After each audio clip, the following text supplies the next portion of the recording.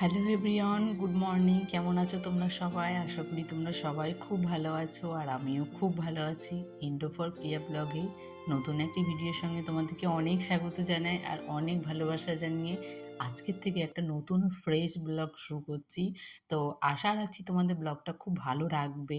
ভিডিওটা স্কিপ করো না, না হলে সবাই অনেক কিছু না জানার মধ্যে থেকেই যাবে। তো চলো আজকে ভিডিওটা শুরু করি। অনেক সকাল সকাল ঘুম থেকে উঠে গেছি। তো ঘুম থেকে ওঠার পরে ভাবলাম যে অনেক দিন তোমাদের সঙ্গে কোনো ভিডিও শেয়ার করতে পারি না ঠিকভাবে। তো আজকে ভাবলাম সারা দিন কি কি করি তোমাদের সঙ্গে শেয়ার করব। অনেক দিন হয়েছে শেয়ার করা হয়নি। তো আজকে মনে হলো একটু অন্যরকম ব্লগটা তোমাদের সঙ্গে শেয়ার করি। তো তাই সকাল থেকে দেখো ঘুম থেকে ওঠা থেকেই শুরু করে দিয়েছি ব্লগটা। তো ফার্স্টেই ভেবেছিলাম যে সকালবেলা ঘুম থেকে উঠেই তোমাদেরকে যেটাগুলো দেখাবো না বলেই ভেবেছিলাম যে এটা একটু ভিডিওটা পরেই শুরু করবো। তার আগে দেখো ঘুম থেকে উঠে কিন্তু আমি আগে টেবিলটাকে পরিষ্কার করে নিয়েছি। আর আজকে জানো তো কি হয়েছে, সত্যি গো, আমি কোনোদিন ভাবিনি যে এরকম হবে। আজকে আমি ঘুম থেকে উঠার আগেই মা কিন্তু সব পরিষ্কার করে নিয়েছে। কখন যে ঘরের মধ্যে বেড়াল ঢুকে গেছে, আমি আমার বিয়ের পরেই ফার্স্ট দেখলাম, মানে আমার ঘরের দিকে বেড়াল এসেছে। তো বেড়াল এসে ঘর বারান্দার যা তা অবস্থা করেছে। তো আমি সকালবেলা ঘুম থেকে উঠেই আমি দেখেছি যে পুরো অ্যাসিডের মতো মনে হচ্ছে কিছু একটা অ্যাসিড পড়েছে মেঝেতে, যে এটা দাগ হয়ে গেছে। তো আমি প্রথমে ভেবেছিলাম যে হয়তো লেবু টেবু কিছু একটা পড়েছে। যখন আমি বলি তখন মা আমাকে বলছে যে এরকম বিড়াল নাকি ঢুকেছিল, বিড়ালে পুরো নোংরা করে রেখেছিল, বমি টমি করে যা ইচ্ছা তাই করে রেখেছিল। তো আমি ঘুম থেকে ওঠার আগে মা কিন্তু সব পরিষ্কার করে রেখেছে। মা যখন মেঝেটা পরিষ্কার করে রেখেছে, তাই আমি ভাবলাম যে এই টেবিলটাকে একটু ভালো করে মুছে নিই, কারণ টেবিলের ওপরেও তো উঠতে পারে। আর ঘরে দরজা বন্ধ ছিল, তারপরে আবার কুলারটা চলছিল বলে সত্যি কোনো কিছু বুঝতে পারিনি। আর মানুষের ঘুম তো বলতেই পারো যে একটা কাল রাতের মতো। তো সবাই ঘুমিয়ে গেছে, কেউ বুঝতে পারেনি। বেড়াল দুটোর বেশ মজাই হয়েছে, মনে হচ্ছিল মানে রাতটা পুরো ওদেরই, তো বাড়িটা পুরো ওদেরই ছিল, মানে রাতের মতো। তো বেশ ভালো মজা করেই আনন্দ করে ওরা এভাবে নষ্ট করেছে সব কিছু।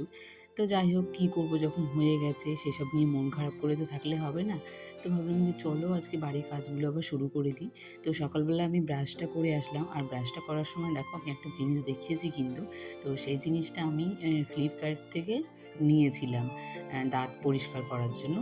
তো এমনি ওটা আমার দেখে মনে হলো যে দেখি আদৌ পরিষ্কার হয় কি না। যদিও আমার দাঁতগুলো ভালোই আছে, তারপরেও আমি নিয়েছিলাম যে আরও একটু বেশ ক্লিন করার জন্য, মানে আরও একটু সাদা চকচকে করার জন্য। কিন্তু কোনো কাজেরই না, জানো, একদম বাজে, মানে পুরোটা শেষ হতে চললো কিন্তু আমি কোনো কাজই দেখলাম না। তো তাও যখন নিয়েছি ওটাকে তো আর ফেলে রাখা যায় না। তো ভাবলাম যে যখন পয়সা দিয়ে কিনেছি, তাহলে জিনিসটা ব্যবহার করে শেষ করে দিই, তাহলে তো সেটা গায়ে লাগবে না। আমি যেমন সকালবেলা ঘুম থেকে উঠি, তেমন কিন্তু আমি আমার ঠাকুরদেরকেও তুলে দিয়েছি। তো ঘুম থেকে ওঠার পর আমি একটু ফ্রেশ হয়েছি, বাসি জামাটা চেঞ্জ করে এসে আমি ওদেরকেও একটু ফ্রেশ করিয়ে দিলাম। আর তার সাথে মনে হলো যে আজকে থালা বাসনগুলো মেজেই রাখি, কারণ দুপুরবেলাটা না একটু তাড়াতাড়ি হয়ে যায়, তখন মাম্মামকে খাওয়ানো থাকে, স্নান করানো থাকে। তখন আর মানে খুব তাড়াহুড়োর মধ্যে কাজগুলো করতে হয়। তো ভাবলাম সকালবেলা যখন আমি একটু ফাঁকাই আছি, তাহলে এই কাজটা করে রেখে দিলে আমার খুব ভালো হয়। তো এই জন্য আমি ওটা বাসনটা মেজে রেখে দিলাম। তো তারপরে মা আবার পুজোটা দিয়ে দিয়েছিল। তো পুজো দেওয়াটা মানে আমাদের বলি না, যে কোনো কাজই মানে দুজনের মধ্যে ভাগাভাগি নেই যে একে ওই কাজটাই করতে হবে, আমাকে ওই কাজটাই করতে হবে। যে যখন যেই কাজটা পাই আমরা সে তখন সেই কাজটাই করে নিই। আমি যেমন বাসনগুলো মেজে রেখেছি, মা সময় পেয়েছে বলে মা পুজোটা দিয়ে দিয়েছে। তো এই জন্য দুপুরবেলা আর এতটা কষ্ট হয়নি। আর খুব সত্যি তাড়াহুড়ো হয়ে যায় গো, এই কাজ বাজ করতে করতে না মামামের খাওয়ানোর সময় হয়ে যায়, আর ওর ঘুম পাড়ানোর সময় হয়ে যায়, তখন আমাকে খুব তাড়াতাড়ি কাজগুলো করতে হয়। আর সকালটা তো বুঝতেই পারছো, দেরি করে ঘুম থেকে ওঠার মানে ওঠার পরে যে কতটা তাড়াহুড়ো নিয়ে কাজগুলো করতে হয়।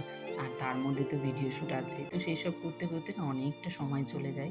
তো তোমাদের সাথে গল্প করতে করতে আমার সকালে রান্নাটাও হয়ে গেছে। আজকে করেছিলাম একটু বেগুন আলু দিয়ে একটু চচ্চড়ি করেছিলাম, কারণ আমার মুখে না একটু স্বাদ নেই, জানো তো, জ্বর হয়েছে না, একটু কিচ্ছু ভালো লাগছে না খেতে। তো ভাবলাম একটু ঝাল ঝাল করে করলে হয়তো ভালো লাগবে খেতে, কিন্তু জ্বরের মুখে যতই ভালো রান্না করি না, কোনো কিছুই ভালো লাগে না। তার সাথে করেছিলাম পাবদা মাছ। পাবদা মাছটাও ভালো লাগছিল, ওর নাকি খুব ভালো লেগেছে, কিন্তু আমার মুখে একটু ভালো লাগেনি যেহেতু জ্বর হয়েছে। তো যতটা পেরেছি খেয়েছি। তারপরে আবার আবার কাজগুলো শুরু করেছি, যেহেতু আমার অনেকটা বেলা হয়ে যায় বিছানা তুলতে, কারণ রান্নাঘরের দিকে গেলে না ঘরের দিকে আর আসতেই পারি না যতক্ষণ না রান্নাটা শেষ না করি। তো রান্নাটা শেষ হয় তারপরে আমি ঘরের বিছানাটা তুলতে আসি, ততক্ষণ ঘরের বিছানা যেমন মানে যেভাবে থাকে সেইভাবেই থেকে যায়। আর একসাথে ঘুম থেকে উঠলে কী বলো তো, একেবারে বিছানাটা ক্লিন করেই তারপর ঘুম থেকে ওঠা হয়। কিন্তু যে যার মতো করে ঘুম থেকে ওঠে, মাম্মাম তো প্রায় ৯টার সময়তে প্রত্যেকটা দিন ওঠে। তো এই জন্য আমার সকালের কাজগুলো একটু তাড়াহুড়ো হয়, নাহলে মাম্মাম যদি আরও তাড়াতাড়ি উঠে যেত, জানি না কোন বেলায় যে আমার কাজগুলো শেষ হতো। আর এদিকে লবণটা শেষ হয়ে গেছিলো, তো ভাবলাম যে যখন নিরামিষ আছে তাহলে আমি লবণের কৌটোটা ধুয়ে একবারে লবণটা রাখি। আমি প্রত্যেকটা সময় লবণ কিংবা যে কোনো মশলায় যদি আমার শেষ হয়ে যায়, সবসময় আমি মানে ধুয়ে মুছে তারপরেই আমি আবার নতুনভাবে রাখি। তো লবণটাও শেষ হয়ে গেছিলো, আর লবণটা তো মাস্ট। এই লবণ তো সবসময় পরিষ্কার করে রাখতেই হয়, নাহলে একটু যদি মানে হয় তাহলেই না কেমন একটু জল জল হয়ে যায়, সেটা আমার একটুও ভালো লাগে না। জল জলটা হয়ে গেলে না কেমন একটা নোংরা নোংরা লাগে। এই জন্য আমি সবসময় পারি, যতটা পারি ক্লিন রাখার চেষ্টা করি। আর এদিকে আমার সব কাজগুলো হয়ে গেছে, যেমন গোছগাছ বলো, মশলা টশলা সব কিছু কোটাকুটি আমার মোছা হয়ে গেছে। তোমাদের সঙ্গে সব কিছু শেয়ার করলে ভিডিওটা অনেকটা বড় হয়ে যেত। তো এদিকে আমার ঘরটা মোছামুছি হলে প্রায় আজকের মতো আমার কাজ বাজ মানে কমপ্লিট হয়ে যাবে, মানে সকালের কাজটা। তো তারপরে স্নান করে আসবো, মাম্মামকে খাওয়াবো, মাম্মামকে স্নান করাবো, ঘুম পাড়াবো। মানে এখনও আমার এই হাতে কাজের মধ্যে যে কাজটা থাকে সেই কাজটা অন্তত শেষ হবে। কিন্তু তখন মায়ের একটা দায়িত্ব, যে মেয়েকে মানে বাচ্চাদেরকে ভালো করে খাইয়ে দাইয়ে ঘুম পাড়ানো, এইসব সবথেকে হচ্ছে জানো তো বড় কাজ এটা। সংসারের কাজগুলো করতে হয়তো বেশিক্ষণ সময় লাগে না, সেটা হয়তো খুব গেলে ২-১ ঘন্টার মধ্যে হয়ে যায়। কিন্তু একটা বাচ্চাকে খাওয়ানো, ঘুম পাড়ানো, স্নান করানো, সারাদিন দেখাশোনা করা, এটা আমার কাছে মনে হয় অনেক বড় কাজ। তো চলো বন্ধুরা, আজকের মতন ভিডিওটা আমি এখানে এন্ড করছি। ভিডিওটি ভালো লাগলে প্লিজ একটা লাইক করো, কমেন্ট করো। আর আমার চ্যানেলে কোনো নতুন বন্ধু এসে থাকলে চ্যানেলটিকে প্লিজ সাবস্ক্রাইব করে দিও। দেখা হবে আবারও একটা নতুন ভিডিওর সঙ্গে, ততক্ষণের জন্য টাটা।